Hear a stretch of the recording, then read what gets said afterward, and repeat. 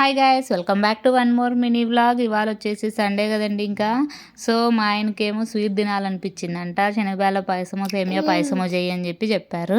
నేనైతే శనగబేళ్ళ పాయసం చేసేద్దాంలే, సింపుల్గా అయిపోతుంది కదా అని చెప్పి చిన్న గ్లాస్తో బ్యాళ్ళు అయితే నెయ్యి వేసి ఉడకబెట్టేసుకున్నానండి.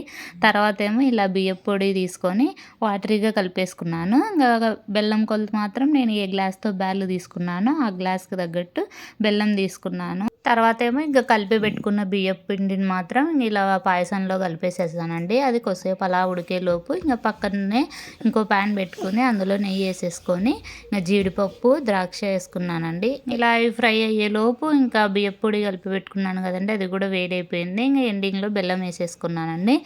చివరిగా ఫ్లేవర్ కోసం 2-3 యాలకులు యాడ్ చేసేసానండి. ఈలోగా జీడిపప్పు కిస్మిస్ కూడా ఫ్రై అయిపోయాయి. ఇంకా అవన్నీ యాడ్ చేసేసుకుంటే నా పాయసం రెడీ అయిపోయిందండి. మీ ఇంట్లో ఇవాళ స్పెషల్ ఏంటి అనేది కామెంట్ చేయండి. Thank you for